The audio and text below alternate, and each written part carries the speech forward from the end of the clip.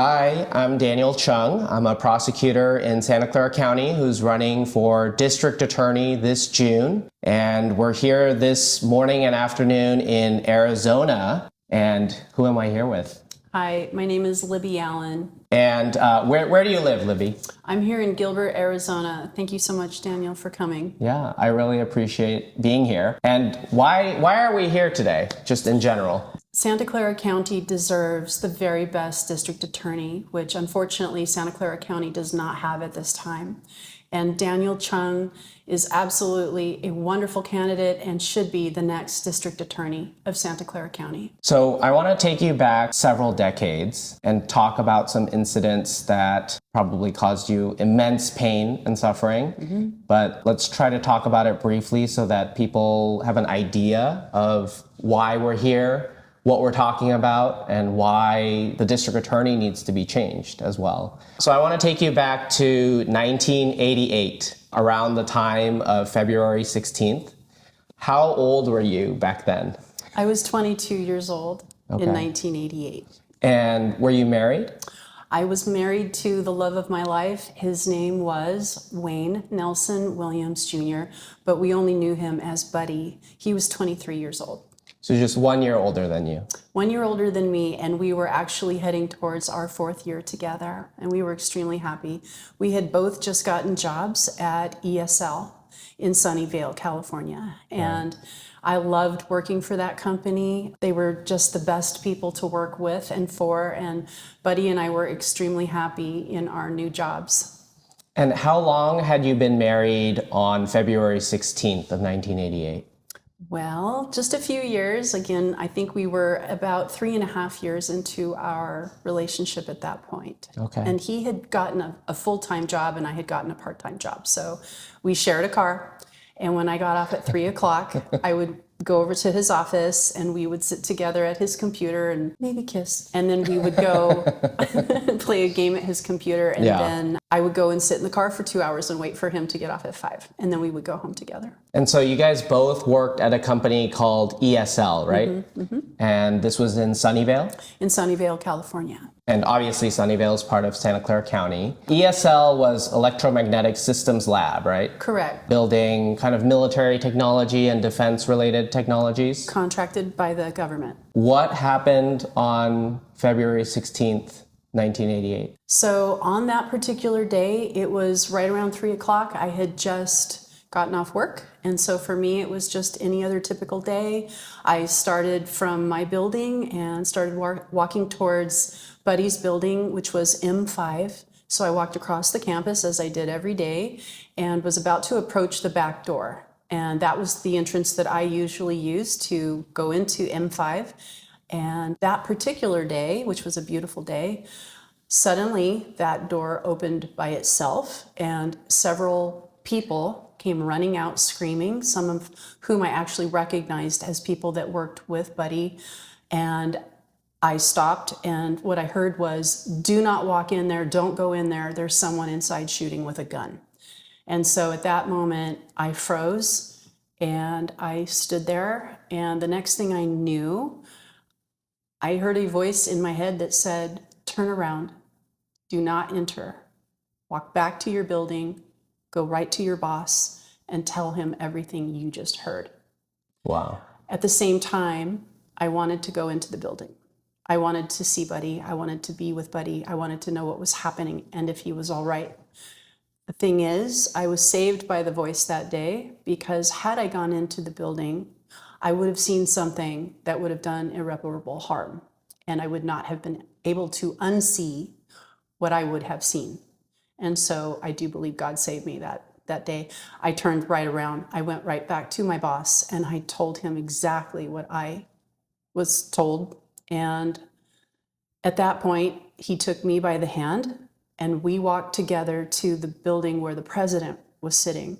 And he asked me to repeat to the president what I had just said to him. And so it must have been absolute chaos that day. It was. And for people who don't really know what happened, that was one of the worst mass shootings in Santa Clara County up to that time, right? It is still considered the worst. Eventually, you came to learn everything that had occurred that day, right? Eventually, I did. At the time when Buddy and I had our employment there, we had no idea of Richard Farley. At least it was not something that we talked about. I never heard Buddy mention Richard Farley or Laura Black. They may have come into contact with each other, having worked in that building together, but I was unaware of anything about Richard or Laura Black. So my understanding is that the mass shooter, Richard Farley, was obsessed with a coworker who was much younger, named Laura Black, and had engaged in a pattern of behavior that was consistent with stalking her and harassing her to try to basically date her, right? Or have a relationship with her. Right. And I've learned that right before February 16th, not only had Richard lost his employment at ESL, but Laura had filed a restraining order, at least a temporary one, against Richard. Right. And they were going to have a court hearing on a more permanent restraining order later that week, maybe even the day after. Is that your understanding as well? That is correct as far as I understand it. Okay. And then out of that obsession, the stalking, his desire to continue pursuing that relationship with Laura, he showed up at ESL with multiple firearms, and I think he described it somewhere in the range of like 1,000 rounds of ammunition. That is correct as far as I understand it. I heard 1,100 pounds of ammo or something like this, something that was enough to have decimated probably most of us on the entire campus, let alone just the building he was in. But he parked his mobile home that he had rented with all of these explosives and ammo and guns, all of the things he brought with him. He parked that mobile home in the same parking lot that Buddy and I had our car in, as many other employees did. And so I was unable to get to my car and had to be put into the care of a relative once the shooting had ended. Wow. And so my car was impounded with evidence in that particular parking lot for at least a week, as far as I can remember. Wow. And my understanding is that day he was trying to find Laura Black, the girl of his obsession and stalking, and on his path to finding her, he basically murdered 7 people, including your husband at that time, Buddy. Yes. And shot and injured 4 other people, including Laura at one point. Correct. He actually murdered 7 and shot at least 4 other people that we're aware of. But after having gone through these hearings within the last couple of years, it sounds to me like he shot at everything and everyone that moved that was in his path. And it does sound like he may have shot more people that I was unaware of. I see. But Buddy was the first person in the building that he killed. And Buddy was simply sitting at his desk working, and Richard shot him in the face with an automatic hunting rifle. Wow. So at least the ones we know had injuries, at least 4 of them, but he may have been trying to shoot at even more people at ESL than just the 7 who were murdered and then the 4 who were shot at. Okay. And Buddy was the first one shot at? Murdered. First one murdered. In the building. Okay. Yes, there were others that were shot at first. Okay. And obviously, at some point, this all went to trial. Yes. In fact, Richard Farley at some point confessed to committing the crimes. He was caught in the very act, right? There were hostage negotiations that happened. Yes, I actually walked past the room in the building that we were kept in at that time during the shooting. I happened to walk past an office building where the negotiator was actually actively talking to Richard, and I heard some of the conversation. But in fact, at the point when Richard finally gave up, it was because he was offered a sandwich and a soda pop, which he decided to stop murdering people and go ahead and take. And obviously he was convicted of multiple first-degree murders and sentenced to the death penalty in California. Correct. And you witnessed and participated in this entire legal process from kind of beginning of trial all the way to the appeals and the sustaining of that death penalty? I wouldn't say that I was able emotionally to be directly involved at the age of 22. Okay. Especially after having lost the love of my life and being so devastated at that time of having my whole life end as I knew it. So for me, it was more about self-preservation, trying to keep my mental health straight, Yeah. and trying to figure out how to find a new normal and whatever that meant. So at 22, it was a huge wake-up call to figure out how was I going to continue to move forward in my life. So I was not able emotionally to attend probably more than 2 days of the actual trial itself. But at least you were keeping track of the developments and learning whether he was convicted, whether Yes. there were appeals going on. And Well, and you have to remember at the time that that was the biggest thing nationally also. It was not isolated to California. oh, wow. This was all over all of the news. So no matter where I went, it was on all of the front papers. It was everywhere. It was on all of the news. It was everywhere. It was very hard for me to escape it. Wow. No matter what I was doing, I was continually faced with it. So I immediately put myself into therapy. Wow. I think I heard a movie or two were made movie based on With this Brooke incident. Shields and Richard Thomas. That is correct. In fact, my boss, Mr. Richard Woodbury, who I just thought was the best, he found me as I had started another job and called me randomly out of the blue one day while I was working this new job and warned me about this movie coming out just to see. protect me. And that's true.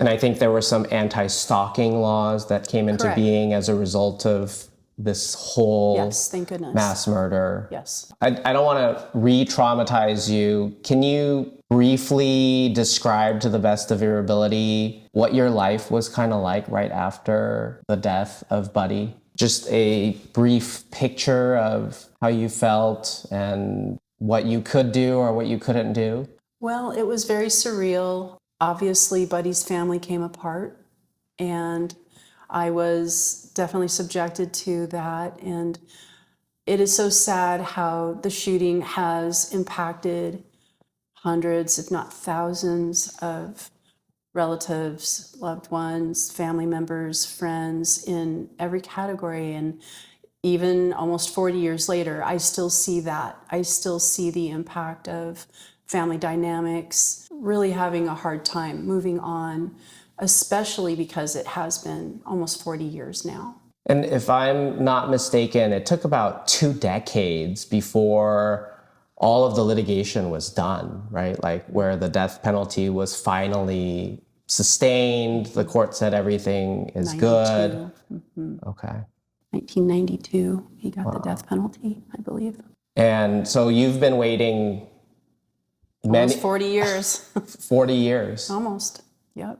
How has your perspective on the criminal justice system kind of changed or evolved as you went through the various stages of this, you know, from being a victim's widow to A survivor. a survivor, going through trials and appeals and waiting for justice, and then somebody who's waiting decades to see justice actually happen? How did it kind of change you in terms of your views on criminal justice? Well, I think for me personally, if I'm completely truthful, Yeah. it's not that the criminal justice system fails us. The criminal justice system has been set up to work. It's the people that are in power that don't implement it. And so when you hear people of power say things like, it doesn't work, death penalty doesn't work, or it doesn't work, you know, criminal justice system doesn't work, it would if it was actually being followed. If people were not sabotaging it, getting in the way of it, or deciding at the last minute that they just don't feel like implementing it properly. That is the failure. It is the failure of the people who we vote into position that decide that their personal feelings are more important than the law. I want to fast forward with you to the modern era, 2024. What, if anything, happened with regards to all of this regarding Richard Farley, Buddy, as well as all of the other victims involved in this matter? Okay, well, I can tell you very clearly at the end of 2023, I learned that Gavin Newsom had put a moratorium. I learned late. I found out late. That's how protected I've tried to make my life. Yeah. Living here in Arizona. So I found out at the end of 2023. That was devastating to me. A few months later, I then received a letter from the DA's office, which was this. This was Jeff Rosen's letter to me, which arrived just a few months later at the beginning of April. And I wanted to read it, if that is all right. Is this the actual letter? This is the actual letter that I was sent by Jeff Rosen at the beginning of 2024. Okay. Yeah, if you want to read it. Bear with me as I read through this Sure. for the first time in a couple of years. Dear Ms. Allen, and this is from the DA's office in Santa Clara County. I am writing to inform you of developments in the case in which your family was so brutally victimized. I am sorry to raise what is no doubt a painful subject. As you know, the murder of your husband, Wayne Williams Jr., happened over 36 years ago. This letter is actually dated April 3rd of 2024. At the time, defendant Richard Wade Farley was sentenced to death. Sadly, the case has been enmeshed in post-conviction litigation ever since and is not any closer to resolution. In addition, the legislature has passed numerous new laws allowing additional legal attacks on the sentence and even the conviction itself. Due in part to such traumatic and useless delays, I have lost faith in the death penalty as a deterrent or appropriate punishment for our community. It is ineffective and prone to deep, unjust problems. Therefore, I am asking the court to change all death sentences into prison sentences of life without the possibility of parole. Effectively, this changes virtually nothing for the man convicted of the crime that took away your loved one. There is a long-term moratorium in this state on the death penalty. Mr. Farley will remain in prison at the same security level he has been for years. This decision is based on my analysis that the death penalty does not work in California and on my heart, which tells me that it is no longer the right thing to do. I understand that this may be very disappointing to you. If you wish to discuss this with me directly, you may do so. I am available by phone or in person to meet with you if you prefer. If you wish to object to this, you may communicate with me or appear in court. Currently, this matter is scheduled to be heard in court on July 16th, 2024 at 9 a.m. in Department 39 of the Hall of Justice located at 190 West Heading Street in San Jose. You are under no obligation to appear. You may if you wish. Either way, we will keep you informed. If you wish to ask questions, I am available. The process can be upsetting, and the DA's office, Victim Services Advocates, are here to help you. The VSU advocates will provide information and support throughout the criminal justice process and go with you to the hearing if you want to attend and if you want support. You may also qualify for financial assistance from the California Victim Compensation Board for counseling to help with the emotional impact this news and process has on you. The VSU advocates can help you comply for Cal VCB and provide you with referrals for counseling. Finally, the VSU advocates will help you register with the California Department of Corrections Victim Services Unit if you want to be notified of any changes in the defendant's custody status within the state prison system. Please contact Tasia Wiggins, Director of VSU, at her actual email address if you want to know more about VSU services. And the last page in one paragraph says, "This effort has nothing to do with feeling sorry for the perpetrator. I do not. Nor does it have anything to do with the value of your loved one who was murdered, which is inestimable. I have been entrusted to watch over this community's safety and fairness. I feel that justice will be best served by deciding where these criminals shall die, in prison. God will decide when. Sincerely, Jeff Rosen. How did you feel when you received this? It was so disgusting and disturbing to be the very opposite message of what I have been waiting for, which is closure. I've been waiting for closure.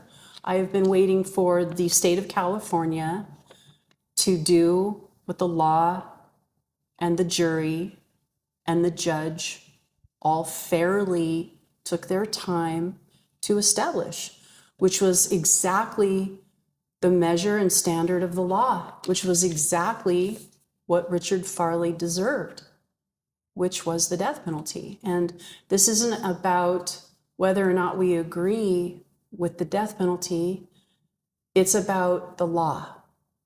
And for someone of D.A. Rosen's position to use the very last sentence of his letter to weaponize God against me was incredibly offensive. Incredibly offensive. And his statements of being available, of talking to me, were never true. It was never true. I tried multiple times to call, make contact, ask questions. Oh, you did? And I was told over and over to speak to Deputy Angel, who I had no idea and wasn't interested in speaking to. I wanted to speak to the author of the letter. Yeah. I wanted to speak to the district attorney who decided that it was on his heart that he didn't feel like Can I see the letter? upholding the law anymore. Yeah. And after having waited almost 40 years for closure, and I'm not the only one, there are hundreds, if not thousands of us who were waiting for closure, to have received this kind of letter at a time when it would have been appropriate to go ahead and close this for good, this was not the message. And it certainly did not feel good. So after receiving this letter, you tried reaching out to speak directly to DA Jeff Rosen. Yes. And this letter specifically says, I am available. Mm-hmm. And he never made himself available? Not one time. Not ever. Not a 5-minute phone conversation? No, and I, in fact, have emails showing that if I had any questions, to talk to Deputy Angel. So he just kind of diverted you away to Assistant District Attorney David Angel? Always. Wow. And I just kind of noticed from this letter, like even DA Rosen's signature doesn't even look like real ink. It looks like a stamp. It looks like a stamp or like one of those electronic signatures that you just kind of boilerplate print out through your printer. Right. Like it doesn't even actually look like it was actually signed by real ink. No. Okay, so it doesn't even have like a personal touch to this. And also like just in terms of like honoring your rights as a victim and victim's family, like if he was actually interested in you attending the hearing, it seems like he kind of buried the information in the letter, like in the middle of the letter, and didn't even really highlight when the hearing was going to be, where it was going to be, like in some kind of like big, bolded, underlined sort of emphasis to you that, hey, there's a very important hearing coming up. You need to, like, regardless of how you feel about the rest of this letter, you need to be really paying attention to this day and time and location where your rights might be affected. There's more. In fact, I made it very, very clear to Tasia Wiggins, both over the phone and through email, that I had every intention of coming to what was rescheduled then to the October 4th 2024 hearing, which became the first hearing. I made it very clear that I was going to be there physically, not by Zoom, not by phone. I was going to be there in person. I was adamant. I was positive. I made it very clear. However, Jeff Rosen, in one of his very first petitions to the court, after I made it clear I was coming, printed in his petition that I would not be coming. And even though you told them you were coming. Over and over. And to me, it felt like a deliberate manipulation so that people would see that even I was not interested enough to come in person, which was never the message that I conveyed. So is this 2-page letter, and it's not even really 2 pages, it's like 1 page if you kind of ignore the header on this. Correct. Is this the only notification you received? Like, you didn't get a personal phone call from a prosecutor in the office, like Not that I recall, no. actually telling you this is what's happening and No. explaining it in a more sort of personal and compassionate way to you, not just like, sending you a letter? No, as far as I understand, this is it. This was the only way that I was communicated with. Obviously there were multiple victims in this Richard Farley mass shooting. Do you know if the other victims also just received like a 2-page letter, if they got a phone call, if they were notified in some way? The only responses that I was told by all of Buddy's family was that they were never contacted. I can tell you that I brought up to the judge in the first hearing on October 4th of 2024 that it was very clear to me, as the courtroom that day was completely empty, except for the family, Buddy's family, that I found and brought with me, no one had been contacted, no one. And after finally hearing from ESL members, other people that worked at ESL, I asked every single person that came to court, were you notified? Did you get a letter? Did the DA's office reach out to you in any way? Yeah. I was told no, over and over. I also made it very clear that I wanted anyone who was affiliated with the shooting, whether it be an ESL member, an employee, a family member, a shooting victim, anyone who was affiliated with ESL's shooting, to let them know my name and how to reach me. I made it very clear to the DA's office that if anybody reached out to them, to please pass my contact information to them. Yeah. And not a single person said that that information was ever given to them, ever. And I understand you at some point even tried to find all these people yourself, right? Not as a law enforcement officer, but just using your own personal resources and contacts to try to contact as many of the ESL members and their victims? What I did was I was very lucky to have found Chris Dow, who was the original investigator for the Sunnyvale police at the time of the shooting. Okay. And very, very fortunately, he certainly remembered me and made it his mission to go out and find everyone he could possibly find who was either a family member of a shooting victim, an ESL member. And once the wheel started, it became a machine. And it was amazing. He found hundreds and hundreds of people. And then the word went out through the internet. And ESL, as I understand, has its own Facebook page, has its own way of communicating as a community still to this day. And so once they got wind of the hearings, they were all extremely interested in coming. And you said this was Detective Chris Dow? Dow, How do you... D-O-W. D-O-W, okay. So this was not at the direction of the DA's office. Never. This was at your request, Yes. I'm assuming you asked him, hey, please help me, because the DA's office doesn't seem to be taking their job seriously. No, they wasted time. They asked dumb questions. When I referred to the ESL employees as ESL members, and were they looking for them actively, and could they tell me who they had already reached and contacted? The response that came back to me was, what do you mean by ESL members? Just wasting more time. Another week or two would go by, and it became very obvious to me very quickly there was no interest. Wow. So Detective Dow helped you find hundreds of people. Immensely helpful. Wow. He was just a champion, absolutely. Okay. So originally this resentencing from death penalty to life without parole was supposed to take place by this letter in July, but they had rescheduled it to October? Yes, and I found that out through another victim who was about to go through his hearing in August. And so the victims were actually calling me because they knew that at some point during 2024, their hearings were going to be over and mine was coming at the end of the year.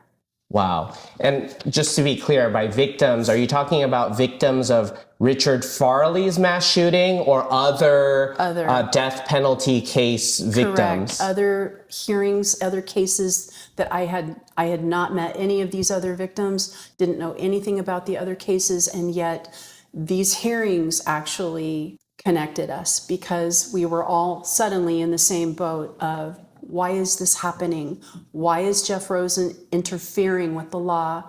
Why is he inserting himself where he is not needed or wanted? No one asked for his help. But Jeff Rosen came out with a lot of interesting statements as to why he was going to do this.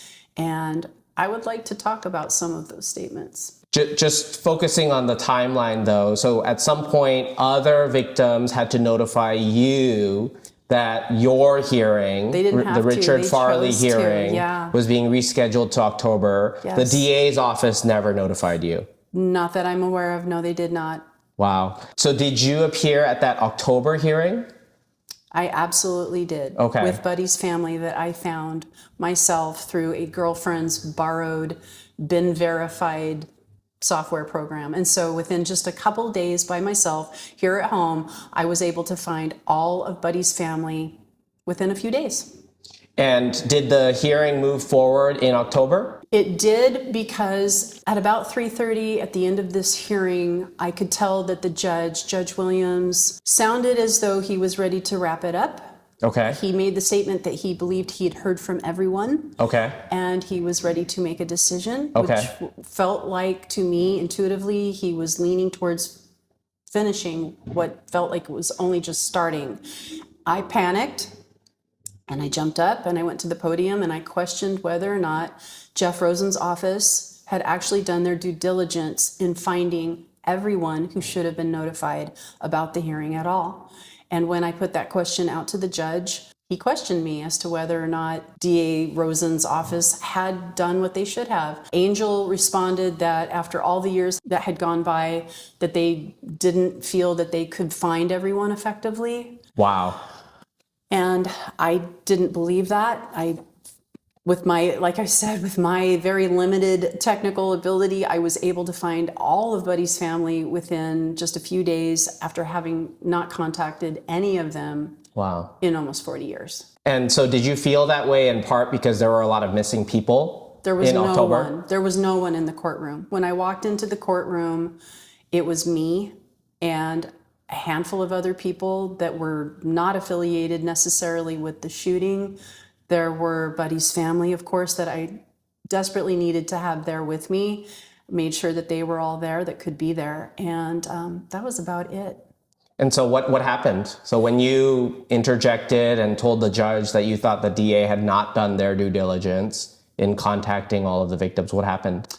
He asked Deputy Angel if that were true, and there was a muffled response from Angel that was kind of hard to discern, and he said something to the effect of, we just felt that after so many years it would be very difficult to find all of them. And I said, I'm sorry, but I still don't believe this. I think that they all need to be contacted. There are so many people who need to be here. And so I was instructed by the judge to continue to work with Rosen's office, and I agreed to do so. But my response at the time would have been, oh, Judge, if you only knew. Yeah. I've been trying to work with this office for months and have gotten absolutely nowhere. If I had allowed my faith or hope to be the only thing that drove me, I would have never gotten anywhere, and I never would have been able to find Buddy's family. I would have been waiting for an office called the DA's office, and it would have done nothing for me. So in October, did the judge continue the case then and not render his final decision? He did. Okay. He did, based on hoping that I would work with the DA's office and that they in turn would help find all the hundreds and hundreds of people that should have been there on October 4th. So after the judge continued it, did the DA's office do anything to work with you to actually find more people? Actually, within the next couple of weeks, I made it my job to try to get a hold of the transcript from the hearing that we had just had. And when I asked one of the key people within the DA's office and someone who worked with them closely if she would help me get my hands on the transcript so I could order it, because it's several $100s, Yeah, which is of ridiculous, course. I was given the runaround. And at that point, when I realized that they wouldn't even help me try to get a transcript, I gave up. At that point, I realized Okay. I was truly on my own and really needed to lean on my own team. Including like Detective Dow Chris and Dow. whatnot. Okay. Yes. Did the DA's office independently ever reach out to you after this hearing to try to make any good faith efforts to find more victims? So I understand you kind of gave up on them because even transcripts they were not helping you obtain. But besides your own efforts to reach out or not reach out to them, did the DA's office independently make any further efforts to reach out to you?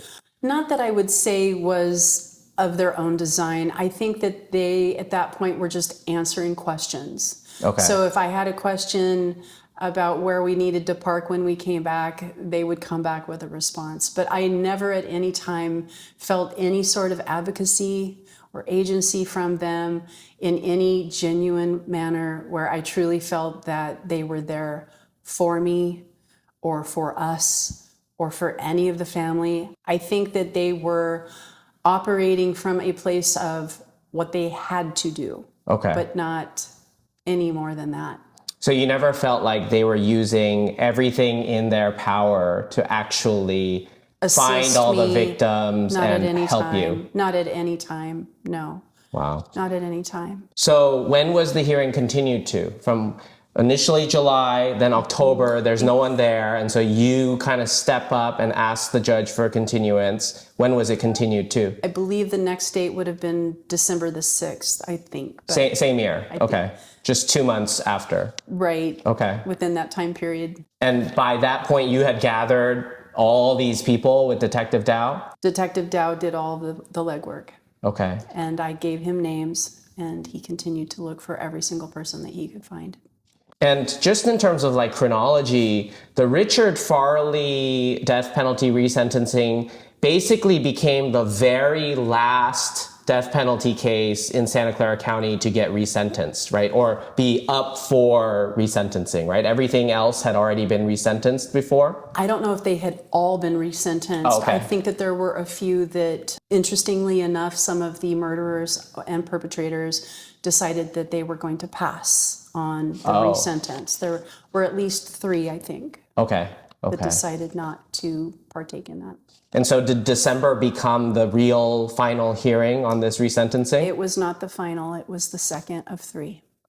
Oh, wow. I flew back 3 times to fight this. From Arizona? Yes. I would have gone all the way to the highest court because in 2009, the California Supreme Court actually weighed in. They were so tired of hearing from Richard Farley continuing to complain that he didn't think that the death sentence should have been appropriate for him, that they finally weighed in and said that the death sentence would stand.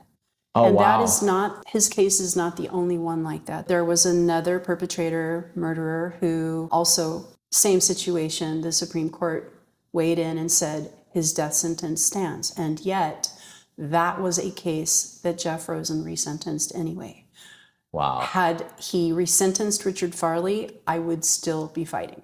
Wow. I was not going to ever stop. So October becomes December. What happened at the December hearing? Now it was crowded. Now Okay. we had media. Now we had legal representation. Okay. Now everyone was interested, and there was quite a few people showing up at that point. The word was out. And not only showing up, but giving statements, right? Victim Correct. impact statements and Correct. explaining to the judge why this is inappropriate to resentence. Correct. My sister-in-law, my ex-sister-in-law, Buddy's oldest sister, Katie, started questioning the judge, and her questions upset the judge. Oh, wow. He got up from his stand and left the courtroom. The judge left? Yes, an emotional moment.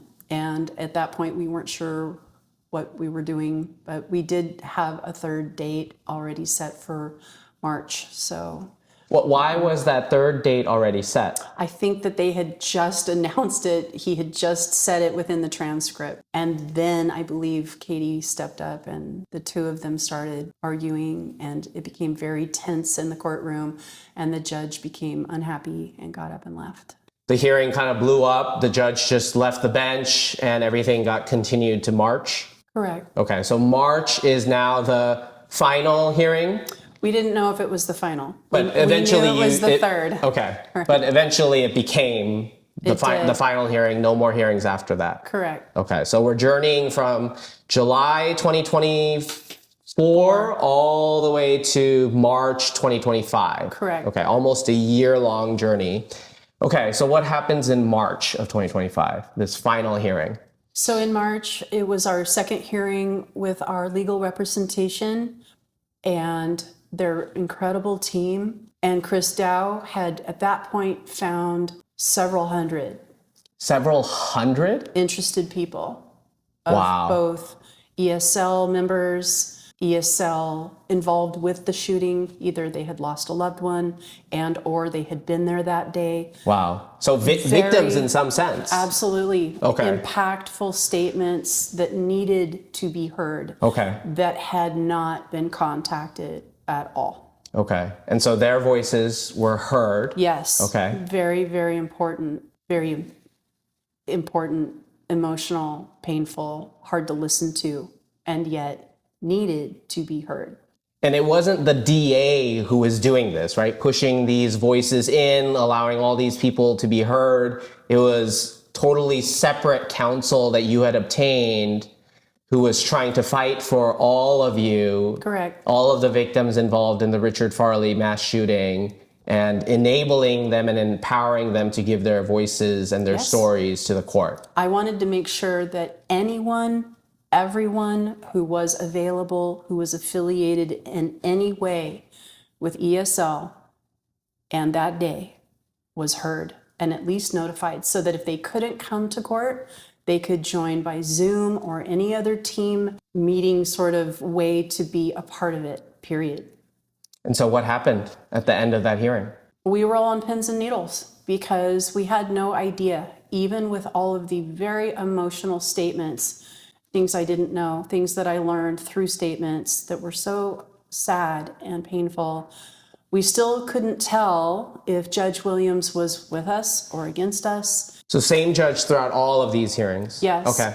with our hearing. Okay. There have been at least 3 or 4 that I'm aware of that were different judges appointed by Gavin Newsom for this particular point of resentencing through Jeff Rosen. But ours was always Judge Williams. He kept us guessing. We had no idea which way he was going to lean, but having sat through all of those statements, I couldn't imagine that he would not have been profoundly impacted. So he did finally make the statement that he had heard enough. And our attorney at that time said, well, we think we have found at least 400 more. And the decision at that point, Judge Williams was going to keep Richard Farley on death row.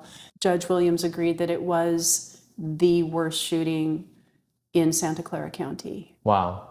So the DA, Rosen, and his administration had petitioned to try to get Richard Farley off of death row.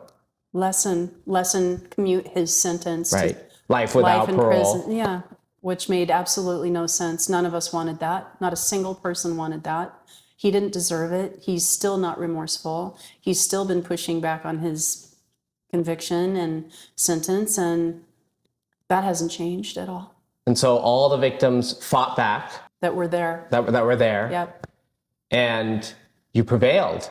We prevailed. And the judge sided with the victims and chose not to resentence. Thank God. Even though the DA was insisting upon it. Correct. Against our will. And I must say that in every single way, what Jeff Rosen has done with this in mind is exactly what Richard Farley did. The premeditation, the planning, then the carrying out against the screams and the crying and the pleading and the begging, executing all of it And then the final, the no remorse, the end. It's done. No remorse. It all feels exactly like what Richard Farley did.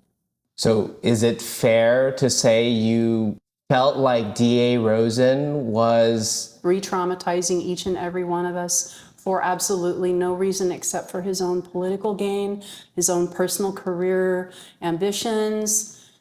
Everyone has told me that this person, Jeff Rosen, wants to be Attorney General for the state of California.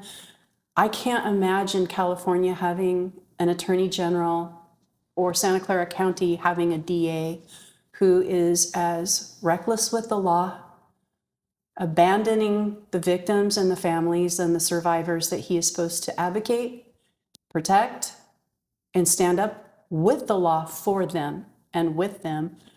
He abandoned all of us for his own personal gain by throwing us all under the bus to get what he wants. I am very happy at the fact that we won.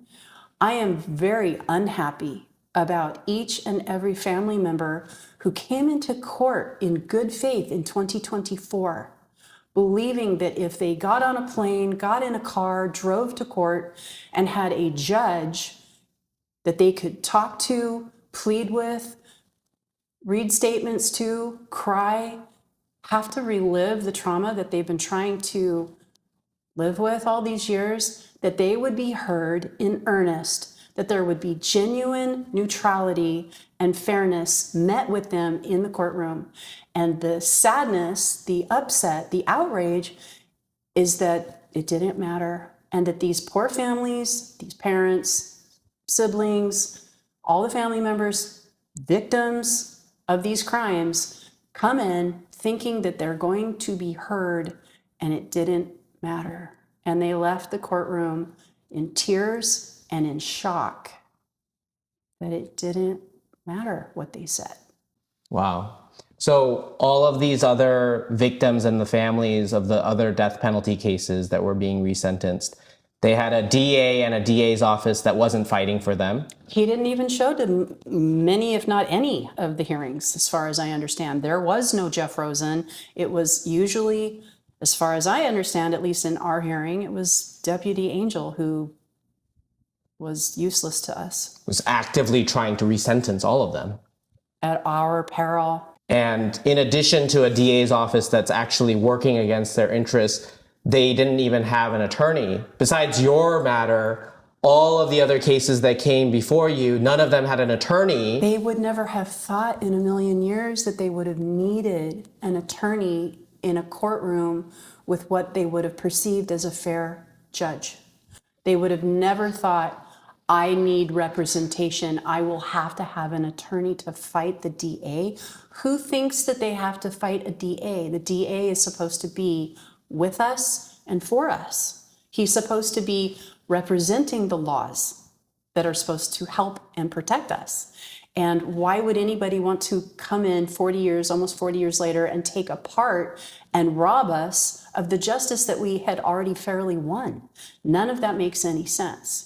Wow. That he would have dismantled and literally bulldozed all of those people's sentences, all of the justice that had already been ours, won by a jury who took and sacrificed time away from their own families, and a judge who heard the jury and then made a final decision based on the jury. That was already ours. That was already our win. And so for a Rosen person to come in acting as a DA all these many years later and say that his heart's not in it, he doesn't feel like implicating the death sentence anymore. If it had just been about him saying, well, there's a moratorium and it's longstanding, I don't feel good about the death penalty, I'm not going to implicate it, I would have been okay with that. But why take it to the next level and take our justice away? None of that makes any sense.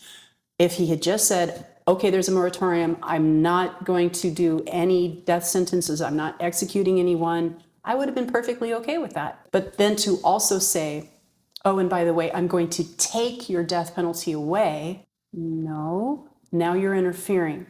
Now you're messing with the law. Now you're putting yourself where you don't belong and you're acting like a king. No. When did you realize you needed an attorney? After hearing number one. Okay. In October. In October, because it became very evident between the judge and this disassociative deputy angel who didn't speak to us, didn't approach us, didn't talk to us, nothing. There was no, it didn't feel like there was Did he share anything. a kind word to any of Him? you guys? Yes. Angel? Not that I recall of any kind. Wow. I think Tazia was probably wandering around, but at that point, I didn't trust her anymore because she had already shown me that she wasted a lot of time. Okay. So with the assistance of private counsel, not the DA, you were able to prevail in the March hearing. Yes.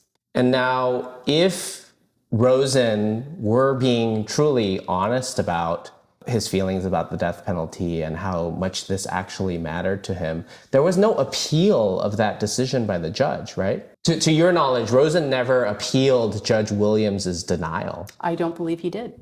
Right? But he could have. He could have. But he didn't. I don't believe he did. Okay. Even though he insisted, the death penalty is so flawed, so racist, so, there's so many problems with it. Even after seeing a petition fail and a man remaining on death row, right, going against everything that he now claims he stands for, he didn't take the opportunity to actually appeal that and fight for it. Well, all I can say is I'm extremely grateful and proud of Judge Williams for doing the right thing. Yeah. Because unfortunately, as it stands now, I am very, very concerned about the people of Santa Clara County, because when you have a DA like Jeff Rosen, who wants to take the death sentence away from someone like Richard Farley, what you're basically saying to your community, your county, and all the beautiful people of Santa Clara County is it doesn't matter what anyone does in this county. It doesn't matter what they plan. It doesn't matter what they premeditate. It doesn't matter the scale or how big or how bad, because I will treat them all equally the same. And you, the taxpayers, will be financially responsible for this perpetrator for the rest of their life, and you will be paying for their guaranteed health care for the rest of their life. So how safe has Santa Clara County become now? Yeah. If he wants to remove and lessen the death sentence for someone like Richard Farley, what's next? I am very, very concerned by this message.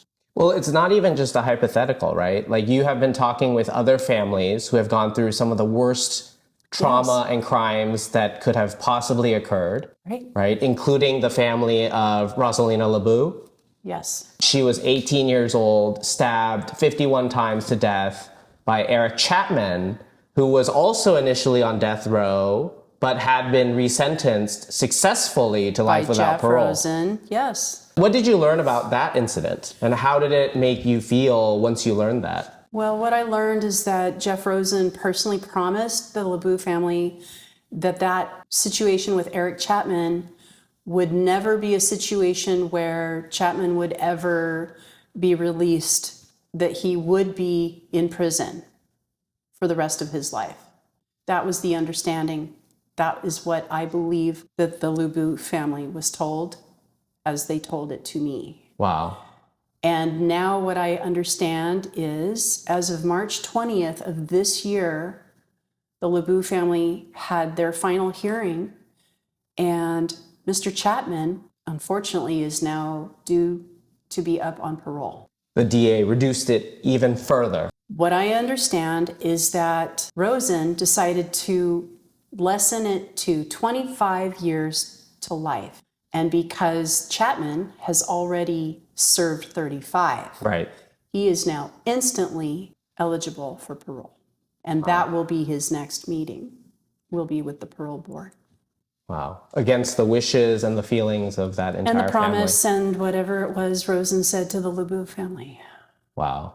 So we're actually seeing the slippery slope play out. It's not just death going to life without parole. Now we're moving on to the next stage with these cases. So instead of it being life in prison without parole, he decided to change it to 25 to life, knowing that Eric Chapman had already served 35. So those words in DA Rosen's letter to you and potentially other victims are just empty words. Remember when he was telling you about how, the jury could decide where someone would spend the rest of their life? Well, it seems like actually DA Rosen is now going to determine where anybody's going to be at any point. Well, and the other thing is, what's next? What is he going to suddenly decide he doesn't feel like representing or upholding where the law is concerned next? What will suddenly be on his heart next that he decides, I just don't want to do that anymore. I don't feel like maintaining or sustaining these certain rules, laws, boundaries anymore. If you're going to be willing to allow someone like Richard Farley a pass and remove something that was absolutely lawfully and fairly done, what's next in his little kingdom called Santa Clara County? Yeah.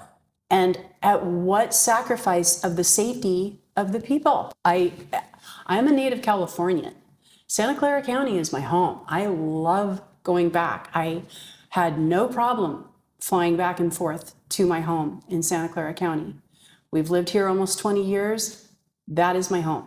I had so many important moments in Santa Clara County, growing up there, getting married there twice, getting very first child there, all of these very beautiful things. Santa Clara County is a beautiful, special place. It is my heart. And when you have someone like DA Rosen, who suddenly decides, we don't know what next, I'm very concerned. I'm very concerned. So as you know, we have an election coming up on June 2nd. Where DA Rosen, after finishing 16 years in office, is now up for another 4 years, potentially 20 years in office as the chief law enforcement officer of our county. As someone who has a dear heart for Santa Clara County and experienced some of the worst trauma you could experience through the Richard Farley shooting and everything after, all the litigation and resentencing and all the violation of victims' rights that has occurred over the last few years, what message do you have for the voters of Santa Clara County? Why should they care? How should they think about this election? If you want to protect what you have when it comes to your safety, your neighborhoods, your schools, your children, your communities, your businesses, everything that's important to you, I am sorry, but DA Rosen is not the one that will protect you. You need someone who cares. You need someone with a heart who's courageous and understands the way the law works, but also understands that this is a community of incredibly beautiful people from diverse backgrounds, and we may not all agree on certain things, but we all need one thing, and that is safety. We need safer communities. And I would ask that you watch out for each other, but that you also vote for Daniel Chung, because I know in his heart, he is a real person and he cares very, very much. Why would he still be here year after year after year, serving as he has? Because he cares. I'm very, very concerned about DA Rosen. His level of apathy is obvious. It is obvious, and it makes me very, very concerned for all of you. 38 years after the fact, can you share a memory about Buddy? Oh, so many. Your favorite that you still remember to this day that has stayed with you? One is hard. I can't share one, but I can tell you that there was no one like Buddy. Buddy was the epitome of charm. He was the epitome of playfulness, and he loved to laugh. He was incredibly brilliant. He could have done so many beautiful, amazing things, and he would have. Number one, I know that he loved me so very much, and he was so excited about our having a child. That was actually his whole purpose at that time, was he wanted us to start a family. And He was so excited because we had a doctor's family planning visit on the calendar, and that was his whole mission, was for us to have our first child. He was a family man, absolutely, through and through, and I was very proud to be his wife. Yeah. So, well, I'm sure he'd be so proud of you, Libby. oh, thank you, Daniel. Well, thank you so much for welcoming me to your home in Arizona. Thank you so much. Thank you for sharing coming. your story. Thank you I so really much. appreciate it.